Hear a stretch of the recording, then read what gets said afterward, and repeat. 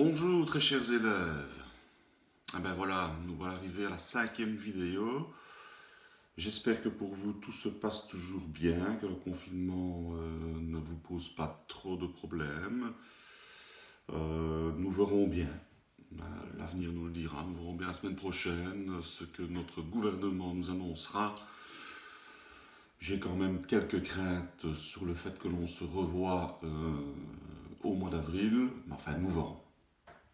En attendant, et avant de commencer la 5e vidéo proprement dite, je voudrais revenir sur les réponses que vous m'avez envoyées. Tout d'abord, je remercie et je félicite les élèves qui souvent m'ont envoyé des bonnes réponses et à qui j'ai parfois répondu en donnant quelques explications supplémentaires. Je reviens sur la première expérience, l'expérience du billet. Donc rappelez-vous que ce billet était imbibé d'eau et puis trempé dans une solution alcoolique à laquelle j'ai mis le feu et on a constaté que le billet n'a pas brûlé. Alors l'explication est la suivante, c'est que l'eau crée une couche protectrice contre l'énergie dégagée par le feu. Comment est-ce qu'elle peut créer cette couche protectrice? Tout simplement en se vaporisant. Donc en se vaporisant, elle consomme, si vous voulez, toute l'énergie dégagée par le feu, et donc ce n'est pas le papier qui accumule et qui absorbe cette énergie. Quand l'expérience est terminée, le billet est donc sec, étant donné que l'eau s'est vaporisée en absorbant l'énergie. Deuxième expérience, l'expérience du verre et de l'assiette.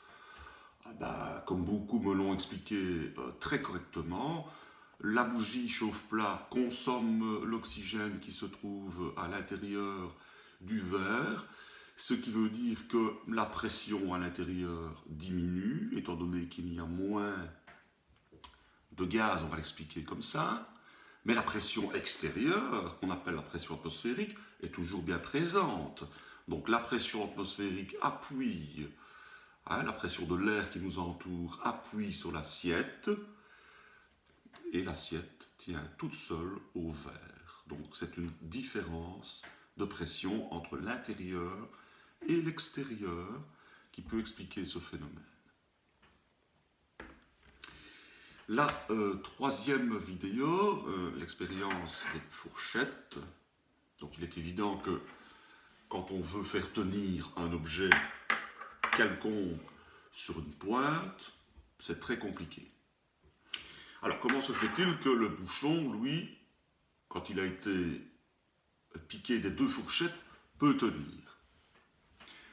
Tout d'abord, tout objet possède un centre de gravité. Donc ici, le bouchon possède son centre de gravité qui est le centre géométrique de l'objet, étant donné que c'est un cylindre qui est constitué de façon homogène de liège. Donc le centre de gravité est ici au départ à l'intérieur du bouchon, bien au centre de l'objet. Alors, si on rajoute les deux fourchettes, on va rajouter du poids évidemment vers le bas, donc on va descendre le centre de gravité de l'ensemble du corps. Le centre de gravité se trouve approximativement là où je mets mon doigt pour le moment, ici. Si maintenant je pose le bouchon sur le crayon, il tient tout seul. Alors c'est un principe physique qui veut que quand le centre de gravité d'un corps se situe en dessous de son point de suspension, il tient en équilibre. Le funambule sur son vélo, au cirque, n'a donc pas beaucoup de mérite si ce n'est vaincre sa peur du vide. Voilà. Venons-en maintenant à ce qui nous intéresse aujourd'hui, donc la 5e vidéo. Et aujourd'hui, je vous propose la construction d'un petit sous-marin. Alors, vous avez besoin de quoi pour construire ce petit sous-marin? Un vieux marqueur,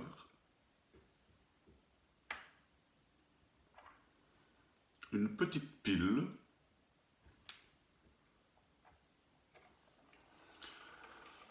un cutter ou un couteau qui coupe très fort. Alors là, évidemment, je vous avertis, ne venez pas vous couper, faites attention en manipulant cet outil, et éventuellement, si vous en avez, mettez des gants, style gants de jardinier, pour effectuer l'opération que je vais vous montrer maintenant. Et une bouteille en plastique, de préférence une bouteille d'une contenance d'1 litre ou 1,5 litre. Vous allez me dire, comment va-t-on réaliser un sous-marin avec des objets aussi communs? Je vous montre. Tout d'abord, on va remplir la bouteille avec de l'eau. On remplit jusqu'à ras-bord. 1. 2. Avec le cutter, on entaille le marqueur, on l'ouvre au niveau de la pointe. On enlève évidemment tout ce qu'il y a dedans. Et on va faire un petit trou. Je ne sais pas si ça se voit bien. Voilà, un petit trou ici, sur le dessus du marqueur, au niveau de l'ouverture, un petit trou à l'aide d'une pointe, de ciseaux par exemple. Voilà. On introduit maintenant la pile dans le cylindre en plastique. Voilà.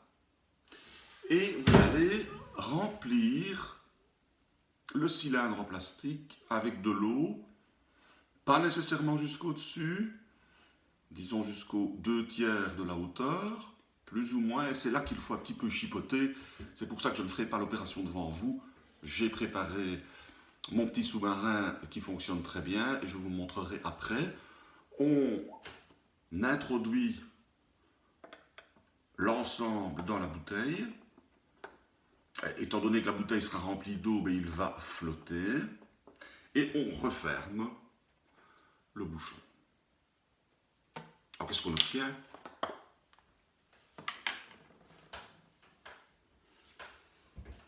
On obtient ceci.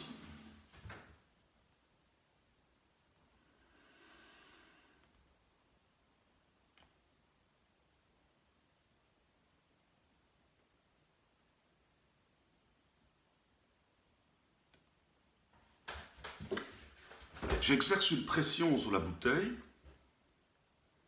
et je constate que l'objet coule. Si j'arrête d'exercer cette pression, il remonte.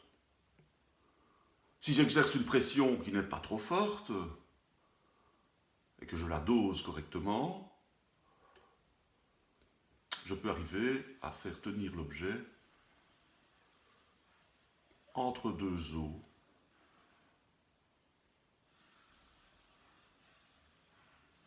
C'est le principe du sous-marin.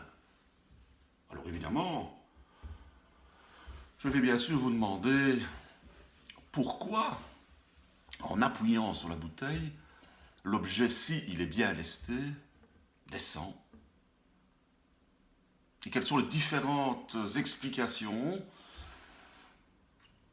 qui pourraient expliquer le fait qu'il coule, qu'il remonte, qu'il tient entre deux eaux. Voilà.